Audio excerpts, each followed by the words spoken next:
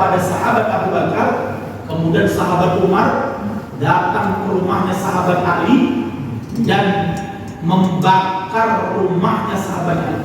Sebelum rumahnya sahabat Ali dibakar, maka sahabat Umar memukul dulu istri beliau yang tercinta, yaitu Ibunda Fatimah. Digebukin sama Umar bin Khattab sampai tulang rusuknya patah. Sedangkan Ali ada di rumah itu, ada di dalam rumah itu. Namun sahabat Ali tidak keluar untuk menyelamatkan istrinya. Sahabat Ali tidak keluar dari kamarnya untuk menyelamatkan istri beliau yang sedang digebukin oleh sahabat Umar. Menurut riwayat dustanya siapa? Syiah. Dibiarkan oleh sahabat Ali. Kemudian orang-orang Syiah bilang, kenapa Ali tidak membela istrinya? Imam Ali bertaqiyyah. Imam Ali tidak ingin menunjukkan kekuatannya. Imam Ali tidak ingin menunjukkan kehebatannya. Bayangkan Pak, apa ini bisa dikatakan suami yang baik? Ya. Walaupun orang nggak kuat, walaupun orang nggak punya kekuatan yang bagus, kalau dia lihat istrinya dianiaya orang, digebukin orang, pasti dia akan berusaha untuk apa? Untuk membelanya semampu dia. Walaupun mungkin dia juga ikut mati, mungkin dia juga ikut digebukin, tapi sebagai bukti bahwa dia cinta sama istrinya, dia akan bela istri. Tak mungkin dia akan lihat saja istri pukulin enggak, dia orang gantung. Sebenarnya aku ya wani, tapi aku orang berlebih. Aku tahu apa? Saya menjaga diri, saya bersabar. Saya nggak ingin dianggap orang yang nanti apa kuat. Sebenarnya saya mampu mukul Umar itu sekali tak pukul Umar itu mati. Aku iso. Tapi aku nggak ingin melakukannya, aku nggak ingin terkenal. Kira-kira kalau ada orang kayak gini, kira-kira suami macam apa? Kira-kira kalau ketemu orang, ya ada orang suaminya lagi digebukin, dipukulin, istri suaminya pun melihat itu, mas, bela, bojomu dipukulin, ayo lawan, bela di sini tuh. Biar keluar. Apa jadi orang? Selingkuhan. Terus tapi aku awal dulu, aku gak ingin sombong. Ini suami cap hidung, cap cair. Iblis menang. Bayangkan ya, artinya seharusnya kan Syiah ini buat hadis tuh ya sejalur lah gitu kan ya. Ini melawan Umar gak berani, malah berani melawan apa? Nah seharusnya kalau melawan iblis wani, iblis loh ya, dilawan sampai iblisnya orang berputih kok, dipiting semua. Lah masa sahabat Umar mukul Ibunda Fatimah sampai remuk tulang rusuknya, bahkan sampai gugur ke janinnya, itu sama sahabat Ali dibiarkan. Ini kan cerita dusta yang dibuat oleh siapa? Oleh Syiah. Maka mas kalian yang mudah-mudahan belum terjadi, riwayat dusta yang kemarin disampaikan oleh seorang misionaris Syiah bahwa sahabat Ali berantem dengan iblis dan berhasil mengalahkan iblis dan kemudian mempiting iblis dan kemudian iblis nyerah dan minta dilepaskan dan kemudian dia mengatakan apa? Ini uhibbuka wahai Ali, wahai Imam Ali, aku mencintai dirimu dan membenci orang-orang yang dan memusuhi orang-orang yang membencimu. Dan siapapun orang yang membencimu, pasti dulu aku ikut serta dengan bapaknya ketika mendahului ibunya, sehingga dia menjadi anak zina. Bayangkan, Imam Ali menghalalkan iblis zinai perempuan-perempuan beriman. Ini tidak masuk akal. Ini sebuah kedustaan dari Syiah. Makanya mas sekalian, makanya kita kalau mengkaji Syiah ini sebenarnya nggak perlu ambil, sebenarnya nggak perlu serius-serius amat ya. Karena memang cerita agama Syiah ini agama apa ya? agama gayolan tuh ya. Agama lucu sebenarnya, ya, agama lucu. Yang kalau dikaji itu ya nggak masuk akal, Pak. Nggak masuk akal. Bayangkan nanti akan kita kaji, Pak, bahwa Syiah ini rela untuk menjadi anjingnya Ahlul Bait. Bahkan mereka rela menjadi apa? Kilab, ya. Menjadi kilab. Nah, jadi kalau aku lihat nanti, Pak, pas peringatan Asyura, ya, atau peringatan kelahirannya Ibunda Fatimah Az-Zahra, itu Syiah rela kemudian jalan seperti seekor anjing dan kemudian menyuarakan diri seperti apa? Dan dia bilang apa? Saya adalah anjingnya Ahlul Bait. Bayangkan, dia jadi manusia rela merendahkan diri sebagai apa? Ya memang jangan-jangan mereka itu memang ya kampung gitu kan ya. Makanya mereka rela. Mau bilang tidak akan kita bahas nanti, ya. Dan itu aku bisa lihat kan sebelum kita bahas. Antum di YouTube itu banyak itu ya. Orang-orang Syiah ini rela kemudian menjadi apa? Kilab, ya, menjadi kalbu Ahlul Bait, menjadi anjingnya Ahlul Bait. Mau bilang minta itu. Baik sekalian yang mudah-mudahan dimuliakan oleh Allah Subhanahu wa taala.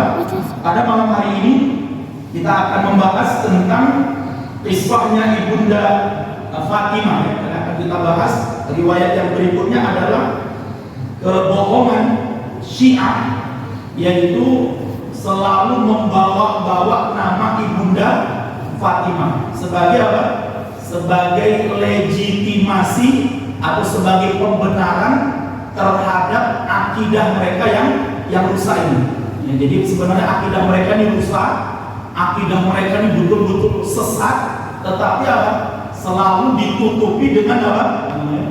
Ini loh ajarnya Ibunda Fatimah. Dulu mereka selalu membawa-bawa nama Ibunda Fatimah. Padahal Ibunda Fatimah radhiyallahu taala anha berlepas diri dari ajaran Syiah. Demi Allah, baik sekalian yang mudah-mudahan dimuliakan oleh Allah Subhanahu wa taala, sebelum kita masuk bagaimana akidah Syiah terhadap Ibunda Fatimah, sebagai Ahlus Sunnah kita harus tahu dulu siapa Ibunda Fatimah radhiyallahu taala anha. Ya. Siapa Ibunda Fatimah radhiyallahu taala anha, ini penting supaya nanti kita tidak salah, ya, dan supaya kita mengenal siapa Ibunda Fatimah bintu Rasulullah sallallahu alaihi wasallam. Baik sekalian yang mudah-mudahan dimuliakan oleh Allah Subhanahu wa taala. Ibunda Fatimah radhiyallahu taala anha memiliki gelar yang masyhur, ya. Jadi Ibunda Fatimah memiliki gelar yang masyhur di kalangan para ulama salaf dengan sebutan apa? Az-Zahra, ya, Az-Zahra, ya. Apa arti Az-Zahra ini? Arti Az-Zahra ini maknanya adalah kesayangan atau kecintaan. Maksudnya apa? Bahwa Rasulullah SAW, Ibunda Fatimah adalah putri kesayangan dan kecintaannya siapa? Rasulullah SAW. Makanya beliau disebut dengan apa? Az-Zahra. Hanya saja orang-orang Syiah membuat dongeng yang baru, ya. Apa dongeng mereka? Nanti kita bisa baca nanti dalam buku-buku Syiah. Mereka mengatakan makna Az-Zahra itu adalah bahwa Imam Fatimah ya. Mereka mengambilnya imam, ya. Mereka mengatakan bahwa Ibunda Fatimah diberi gelar dengan gelar Az-Zahra karena beliau tidak pernah mengalami haid dan nifas, ya. Dan ini jelas kedustaan. Jelas ini sebuah kebohongan. Kenapa? Karena sudah menjadi sebuah sunnatullahnya para putri atau para anak wanita keturunannya Nabi Adam. Mereka akan mengalami apa? Haid, dan mereka akan mengalami nifas. Jadi menurut Syiah, Ibunda Fatimah itu tidak pernah mengalami haid dan tidak pernah mengalami nifas. Nah, kalau Ibunda Fatimah melahirkan di mana? Kalau Ibunda Fatimah melahirkan setelah lahir anaknya Ibunda Fatimah langsung suci. Tidak ada darah yang keluar dari faris beliau, sehingga menurut mereka Ibunda Fatimah ini tidak pernah mengalami haid dan tidak mengalami nifas. Ketika melahirkan putri beliau, langsung Ibunda Fatimah mengalami suci, jadi tidak lagi mengeluarkan darah. Yang menarik, Syiah kemudian membuat riwayat yang sangat lucu. Apa itu? Putra beliau, yaitu sahabat Hasan dan sahabat Husain, ini tidak lahir dari farajnya Ibunda Fatimah, tetapi apa? Lahirnya dari lubang pori-pori pahanya Ibunda Fatimah. Bayangkan. Jadi sahabat Husain, sahabat Hasan itu lahir dari lubang pori-pori paha sebelah kanannya Ibunda Fatimah. Terus dia juga ngomongin. Dia koyo opsi ada percaya, Pak. Kemudian apa lagi? Sedangkan sahabat Husain atau Imam Husain kata mereka lahirnya dari mana? Lubang pori-pori paha sebelah kirinya Ibunda Fatimah. Ini menunjukkan biasa ya. Nah, kenapa begini, Pak? Ya, karena orang-orang yang terjerumus ke dalam kesesatan, dan kekufuran, ya, mereka ini memang sangat percaya dengan apa? Cerita-cerita dongeng. Ya. Kita nggak usah lah berbicara dengan nama agama kan gitu ya. Kita sampai sekarang aja orang-orang di Jawa ini, wabil khusus ya, itu masih banyak yang percaya dengan ceritanya Nyi Roro itu masih banyak yang percaya. Apalagi kalau yang bicara ini adalah para imam, ini orang-orang soleh. Makanya salah satu nanti hal-hal yang membuat orang kenapa tertarik ke dunia sufi, ya, ke dunia sufi, karena menurut mereka hanya ulama-ulama sufi lah yang memiliki cerita-cerita atau kejadian-kejadian atau peristiwa-peristiwa yang menurut mereka, ya, kan kalau orang-orang sufi ini mereka begitu kental, begitu kuat keyakinan mereka dengan sufi mereka. Kenapa? Karena wali-wali mereka, ulama-ulama mereka ini memiliki peristiwa-peristiwa yang tidak bisa dipahami oleh akal. Yang kalau bahasa kita sering disebut dengan istilah kesaktian. Makanya kalau jenengan tanya sama orang-orang Solo itu, Pak, apakah Allahumma yarham Ustadz mungkin itu waliullah? Kata mereka, waliullah dari mana? Karena kami belum pernah menyaksikan kejadian-kejadian yang aneh pada diri Ustadz Muin. Ya, beliau belum pernah menyaksikan dan belum pernah kami lihat ada kesaktian-kesaktian yang keluar dari kehidupan beliau, sehingga tidak dianggap sebagai waliullah. Kapan orang itu bisa dianggap waliullah? Kalau punya peristiwa-peristiwa, kejadian-kejadian yang aneh, yang sering disebut dengan istilah apa? Kesaktian. Makanya jenengan, Pak, nggak akan mungkin disebut sebagai apa? Wali. Kenapa?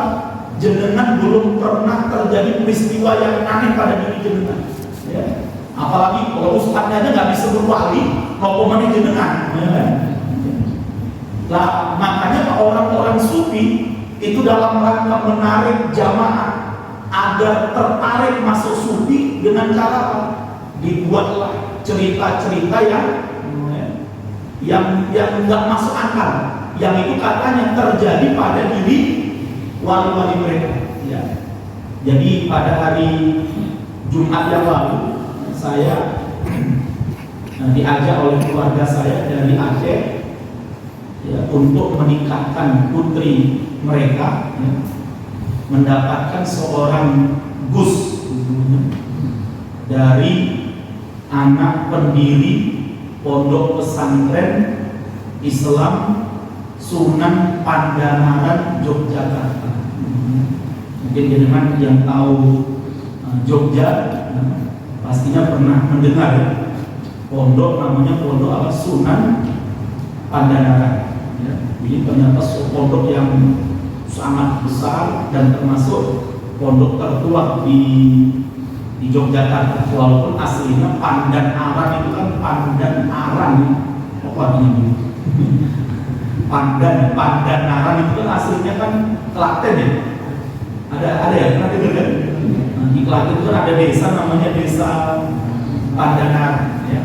Nah, pendiri pondok pesantren Pandanaran ini kan berasal dari desa itu. Ketika beliau pindah ke Jogja, kemudian mendirikan pondok pesantren yang namanya Pondok Pesantren Pandanaran. Kalau tidak salah, nama pendirinya Kiai Farid ya. Kiai Farid ya. Nah, kemudian saya akhirnya membuka ini apa sebenarnya Kiai Farid ini. Nah, Kiai Farid ini punya guru namanya Gusmi namanya. Nah, Kiai Gusmi ini Kiai Haji Abdul Hamid ya. Dari daerah pelosok Kediri ya. Namanya Abdul Hamid, tapi karena orang Kediri manggil Ming sulit mungkin, akhirnya mikirnya ya. Maka dikenal dengan apa? Gusmi. Lah, akhirnya ketika saya buka di YouTube itu Mbak, karomah Gusmi, wah keluar semua itu ya. Ada satu cerita yang menurut saya agak aneh, tapi makanya saya tuh kalau dengar cerita-cerita para wali ini Mbak ya. Lah memang kalau orang-orang awam mereka sangat mudah kemudian apa? Tertarik ya kan. Tapi kalau kita yang punya ilmu ini kan, ini cerita beneran atau cerita yang dikarang-karang oleh muridnya. Jadi ada cerita yang cukup menarik di situ, diceritakan bahwa satu hari Gusmi ini yang merupakan guru daripada pendiri apa namanya pesantren Sunan Pandanaran ini ya, itu pernah datang ke rumah saudaranya apa temannya atau jamaahnya malam hari bersama teman-temannya lah. Ternyata sampai di rumah itu malam-malam langsung main kartu,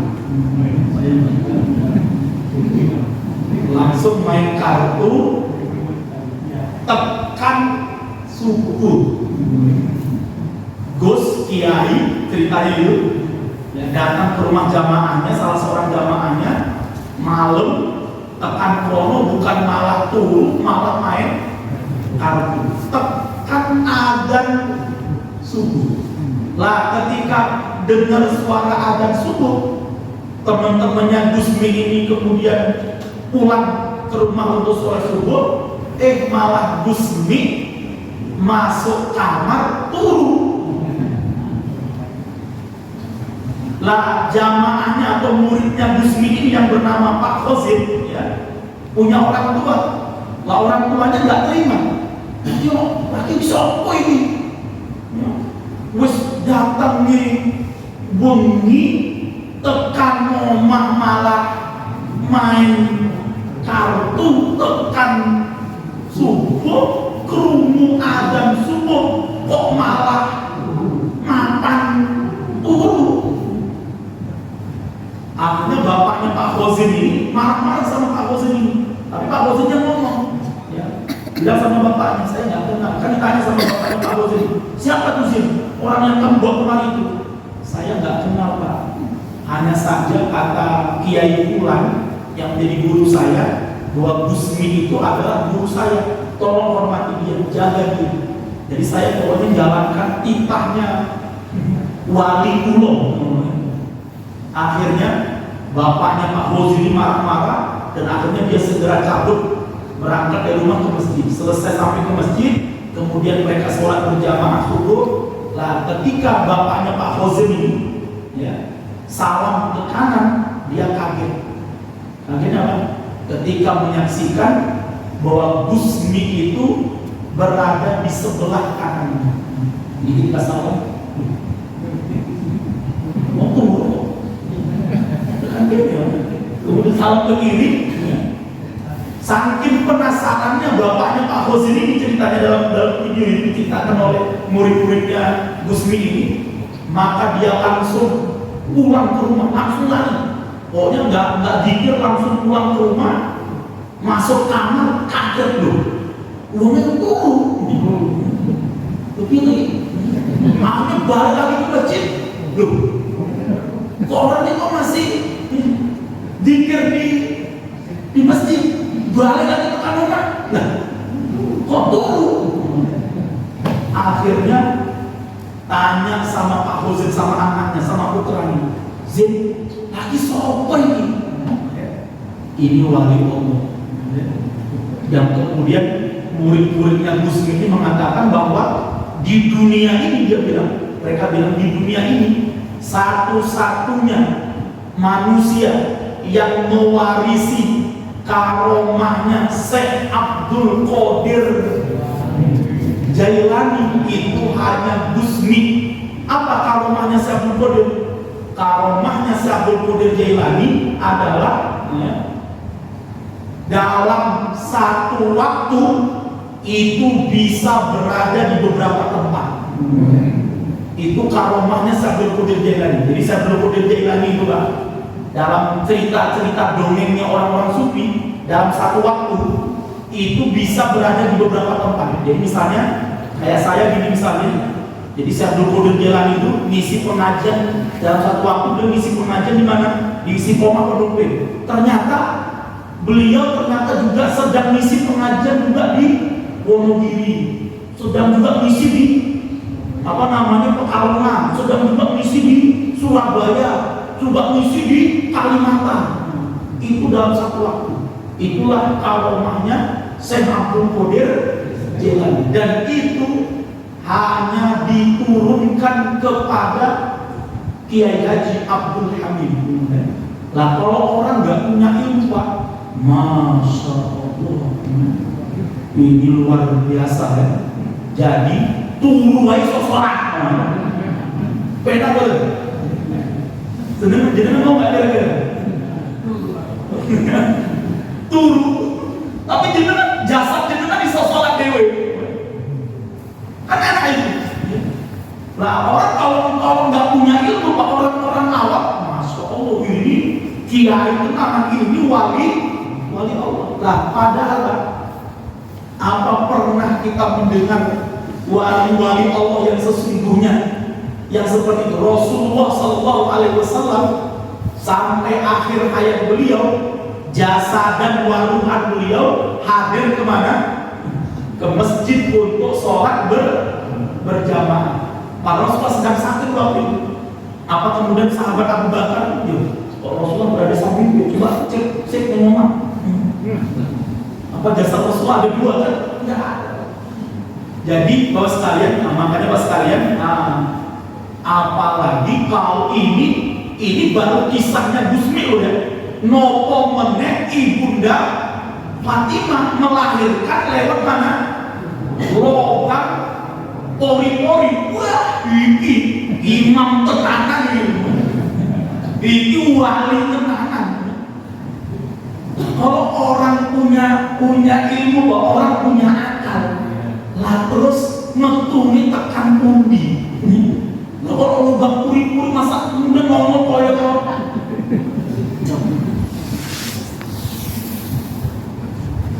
jadi ya, seperti itu. Maka sekalian yang mudah-mudahan dimuliakan oleh Allah Subhanahu wa Ta'ala. Jadi penting ya. Jadi kalau jenengan nanti baca kisahnya Ibunda Fatimah dalam riwayatnya orang-orang Syiah, maka pokoknya ketawanya lucu ya. Makanya kita nggak usah nggak usah terlalu serius Pak mempelajari Syiah ini. Memang agama mereka ini agama Pak, agama lucu, tapi lucu yang nganyel kayak gitu ya. Lalu sekalian yang mudah-mudahan dimuliakan oleh Allah Subhanahu wa Ta'ala. Yang pertama kita lihat Allah Subhanahu wa Ta'ala di dalam Al-Quran, dalam surah Al-Ahzab ayat 33 berfirman, Innama yuridullahu liyudhiba ankumur rijsa ahlal baiti wa yutahhirakum tathira. Ini ayat yang sering kali dijadikan oleh orang-orang Syiah bahwa Ahlul Bait itu suci, bahwa Ahlul Bait itu maksum, bahwa Ahlul Bait itu terbebas dari dosa. Dalilnya adalah apa? Surat Al-Ahzab ayat 33, di mana Allah Subhanahu wa taala berfirman. Apa kata Allah? Sesungguhnya Allah Subhanahu wa taala, ya kan? Lihat di sini ayatnya, di mana Allah mengatakan apa? Maka Allah Subhanahu wa taala ingin, ya, sesungguhnya Allah bermaksud hendak menghilangkan dosa dari kamu wahai Ahlul Bait dan membersihkan kamu sebersih-bersihnya. Ini menunjukkan bukan berarti Ahlul Bait Nabi itu ya selamat dari dosa atau maksud dari dosa. Karena Allah kata Allah liyudhiba, sesungguhnya Allah bermaksud ingin membersihkan kalian, ingin mensucikan kalian dari dosa-dosa kalian. Ini menunjukkan bahwa Ahlul Baitnya Rasulullah SAW, kalau suatu hari, suatu saat mereka kemudian melakukan sebuah perbuatan yang dilarang oleh Allah, maka pasti akan diampuni oleh siapa? Oleh Allah Subhanahu wa taala. Bukan berarti kemudian para Ahlul Bait Nabi itu maksum, tidak pernah berbuat salah, tidak pernah berbuat dosa. Maksudnya apa? Allah bermaksud hendak membersihkan Ahlul Bait Nabi ini dari dosa-dosa mereka dan mensucikan mereka dengan sesuci-sucinya. Ini menunjukkan bahwa keutamaan daripada Ahlul Baitnya Nabi Shallallahu Alaihi Wasallam, di mana Allah Subhanahu Wa Taala akan mengampuni dosa-dosanya Ahlul Baitnya Rasulullah Shallallahu Alaihi Wasallam. Ya, ini menunjukkan bukan berarti kemudian mereka maksum, ya kan? Ini penting ya. Kalau maksum, Pak, nah kita khawatir ya, semua anak keturunan Nabi berarti nggak mungkin berbuat dosa. Padahal hari ini ada kan Habib yang nggak benar, ada nggak Habib yang nggak benar? Banyak Habib yang nggak benar ya. Habib yang menjadi apa? Ya, yang menjadi penganut Syiah misalnya. Habib misalnya yang melecehkan ibunda Aisyah misalnya. Apa kemudian ini nggak dosa? Ya. Kalau kemudian dianggap ini kan Habib maksum, jelas ini adalah sebuah kebohongan. Hanya saja Allah Subhanahu wa taala menginginkan dan Allah bermaksud untuk menghilangkan dosa dari Ahlul Bait Nabi dan membersihkan mereka dengan sebersih-bersihnya. Kemudian Rasulullah SAW bersabda, khairu nisa'il alamin, sebaik-baik wanita sepanjang masa, ya. Jadi bukan miss ya, misal Miss World, ya. Jadi ini penting Pak ya. Jadi ya, wanita terbaik, ya, perempuan terbaik ya. Jadi ini penting juga Pak, kita sebagai umat Islam kalau menyebut perempuan ya sering juga harus menyebut kata-kata wanita. Ini penting ya. Karena di kalangan akademisi Pak, jangan kalau nanti kuliah di kampus Pak, kata-kata wanita, kata wanita itu sangat dibenci, sangat tidak disukai ya. Jadi di kalangan akademisi, di kalangan kampus, ya, di dunia perguruan tinggi, kata wanita itu kata yang menurut mereka bentuk pelecehan terhadap kaum perempuan. Makanya kata yang paling populer di kalangan dunia kampus Pak, itu bukan wanita tapi apa? Perempuan. Yang menurut mereka kata perempuan itu netral. Tapi kalau kata wanita ini merupakan kata yang menunjukkan perendahan ya. Karena kata mereka berasal dari bahasa Jawa. Seperti tahu juga, ini jenengan orang Jambi ya. Apa benar kata wanita itu berasal dari wani ditotong ya. Sehingga kalau wanita perempuan disebut wanita, berarti apa? Ini menunjukkan superioritas kaum laki-laki dan inferioritasnya kaum perempuan. Jadi seakan-akan apa? Laki-laki itu superior, superior ya. Dianggap punya kuasa, dianggap punya perintah, dianggap punya kedudukan. Kalau perempuan itu dianggap apa? Rendahan, inferior ya. Pokoknya orang yang diperintahkan, orang yang disuruh-suruh, orang yang direndahkan. Makanya apa? Mereka nggak mau menyebut kata-kata wanita itu. Mereka selalu menggunakan apa? Makanya kan Komnas wanita atau Komnas perempuan? Komnas perempuan. Ya. Majalah wanita atau majalah perempuan? Jurnal ya. Nggak ada jurnal wanita, yang ada adalah jurnal perempuan. Jadi mereka menggunakan kata perempuan. Padahal Pak, kalau kami orang Sumatera, orang Melayu, kata perempuan itu juga nggak bebas nilai. Ya.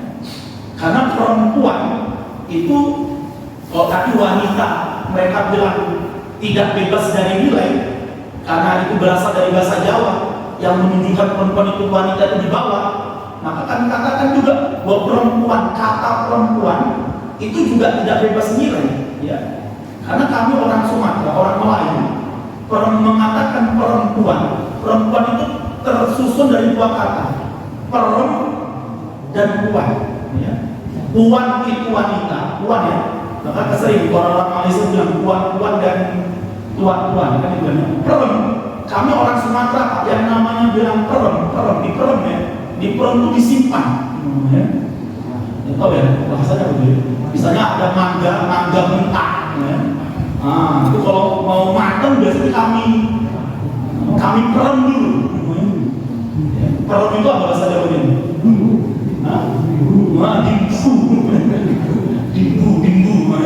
Jadi kami orang Melayu, orang Sumatera lah, bilang dimbu itu namanya di perem, ya. Orang Jawa juga iya kan sama kan? Di perem biar matang. Lah kalau mereka menggunakan kata-kata perempuan Pak, ini lebih sakit tadi kan? Berarti perempuan kalau neng di pokoknya harus neng di terus.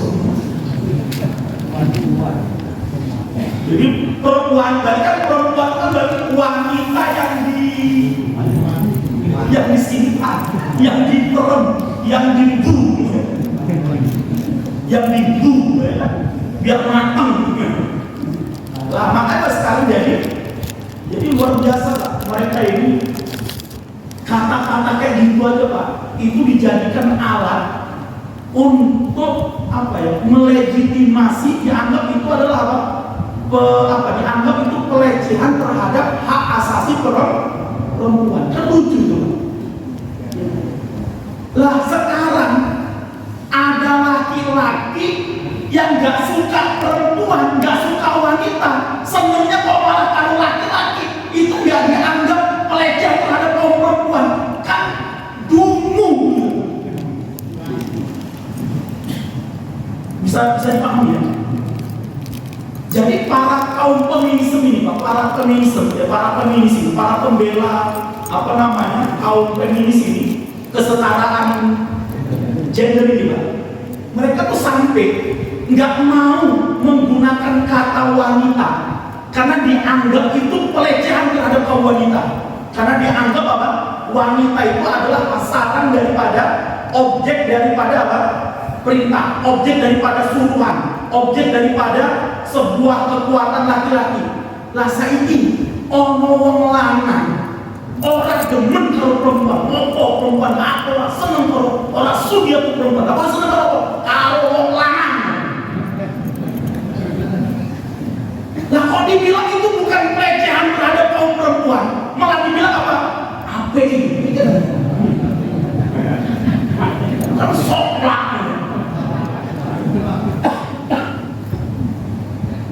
Soplak. Bukan koplak ya. Koplak normal itu. Koplak. Koplak, sumpah itu udah susah itu. Jadi saya kadang-kadang lihat orang-orang liberal ini Pak, ya memang yang nggak waras memang, nggak waras, tenang nggak waras. Kata-kata wanita aja sampai dipermasalahkan pada mulut, sampai mereka nggak mau menggunakan kata wanita, pokoknya perempuan, ya. Wanita itu di pelecehan ini.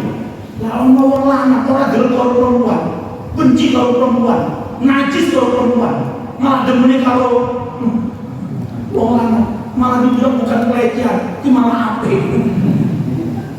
Nah, maka pas sekalian, ya, jadi kita hari ini memang diserang dari mana-mana. Tapi sebenarnya kalau kita punya ilmu, kita belajar, kita tahu argumentasi mereka itu sangat lemah sekali. Argumentasi mereka itu sangat lemah sekali. Allah mengibaratkan argumentasi dan hujahnya orang-orang kafir itu, kata Allah, kabaitil ankabut, ya, seperti rumahnya seekor laba-laba. Dan kita tahu, ya, Allah katakan, ya, nggak ada rumah yang paling lemah di muka bumi ini kecuali rumahnya siapa? Laba-laba. Artinya argumentasi orang-orang kafir, orang-orang munafik ini sebenarnya sangat lemah sekali kalau Allah mengilhamkan kepada kita ilham. Makanya pentingnya kita belajar, pentingnya kita berilmu begitu supaya menghadapi orang-orang seperti ini itu gampang sekali. Kemarin mereka teriak-teriak kadrun. Sekarang menjelang 2024 yang dulu teriak-teriak kadrun mendadak jadi ada seorang perempuan, ada seorang wanita, ada seorang wanita pemimpin dari sebuah partai yang jamaahnya kadang selalu teriak kadrun. Nah sekarang menjelang 2024 dia sekarang sudah mulai pakai hijab yang rapat. Dia ingin jadi ukhti. Dia ingin jadi ukhti kadrun jadi dia. Jadi luar biasa. Karena mereka tahu pemilih kadrun itu ya banyak gitu loh. Mereka tahu. Jadi mencari aja di fotonya ada di Google ini. Nggak usah disebut namanya. Karena ada yang intelijen, foto. Jadi sekarang Pak, ada orang mendadak jadi apa? Yang sono mendadak jadi tak jadi yang dipakai peci, kemudian pakai sorban di lehernya. Mulai datang ke pondok-pondok pesan. Padahal sebelumnya teriak program kadrun. Nah sekarang malah jadi apa? Nah, maka sekarang mudah-mudahan dimuliakan oleh Allah. Nah, di dalam hadis ini Rasulullah SAW bersabda, sepanjang dunia, sejak Nabi Adam alaihissalam sampai nanti manusia yang terakhir, ya, hanya ada 4 wanita terbaik di dunia. Hanya ada 4 wanita, ya. Yang lainnya tidak termasuk sebagai wanita yang pertama Rasulullah mengatakan siapa? Maryam bintu Imran, ya. Maryam bintu Imran, ya. Ibunda daripada Nabi Isa alaihissalam, yang juga merupakan saudari kandungnya Nabi Musa alaihissalam, dan juga saudari kandung daripada Nabi Harun, ya. Masya Allah, ya. Makanya perlu suatu saat kita mengkaji juga keluarganya Imran itu, Masya Allah, ya. Sampai Allah abadikan, ya, nama Imran ini dalam Al-Quran. Itu kan luar biasa, sampai diabadikan suratnya menjadi surat apa? Al-Imran. Padahal Imran ini bukan seorang nabi, ya, tapi beliau orang yang soleh, ya. Namun Allah Subhanahu wa Ta'ala, ya, dari bapak yang bernama Imran yang soleh ini telah banyak melahirkan seorang Nabi, ya. Nabi Musa, kemudian Nabi Harun, kemudian punya cucu namanya siapa? Nabi Aisyah. Dan ini menunjukkan bahwa kesolehan daripada Nabi, kesolehan daripada Imran. Dikaji dia siapa Imran, bagaimana amal-amal dia, insyaallah. Dan kita punya jelas itu menunjukkan kesolehannya. Jadi kesolehan seseorang insyaallah akan melahirkan juga anak keturunan yang soleh. Wa Khadijah bintu Khuwailid. Ya wa Khadijah bintu Khuwailid. Yang kedua, wanita terbaik di dunia itu Pak adalah Khadijah bintu Khuwailid. Siapa beliau? Istri daripada Rasulullah sallallahu alaihi wasallam. Dan putri beliau, dan putrinya Ibunda Khadijah siapa? Fatimah bintu Muhammad sallallahu alaihi wasallam.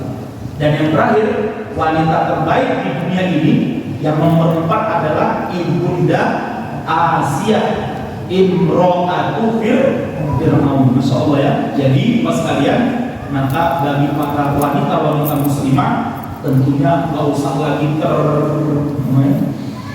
tertipu dengan Miss Wood, Miss Jawa Tengah, Miss Riwe dari Miss Solo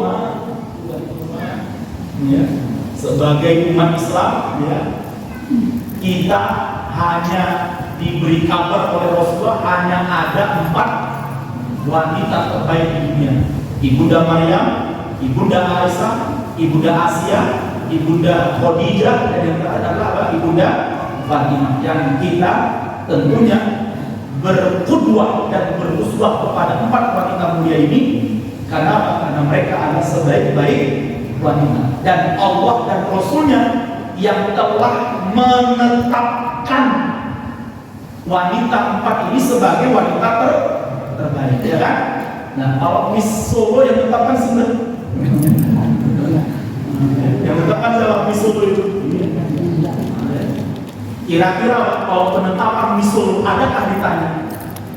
Jeng, ya. Apakah jeng sholatnya 5 waktu tepat waktu? Ditanya nggak kira-kira Pak? Apakah jeng baca Quran sebulan sekali khotam? Ditanya nggak? Nggak akan ditanya. Selalu yang dinilai adalah apa? Keseksiannya, parasnya yang waduhai, ya kan? Kemudian mungkin kepinterannya, mungkin keahliannya dalam banyak agamanya nggak akan pernah dijadikan sebagai apa? Sebagai alat atau sebagai sesuatu yang tidak ada. Maka pas kalian, makanya ini penting untuk diperhatikan sehingga kita mudah-mudahan dijaga selalu oleh Allah Subhanahu wa ta'ala. Insyaallah kita lanjutkan pada pertemuan yang akan datang insyaallah. Hadanallahu wa iyyakum ajmain. Kita akhiri dengan doa kafaratul majlis. Subhanallahumma wa bihamdika asyhadu an la ilaha illa anta astaghfiruka wa atubu ilaik. Billahi wal hidayah. Assalamualaikum warahmatullahi wabarakatuh.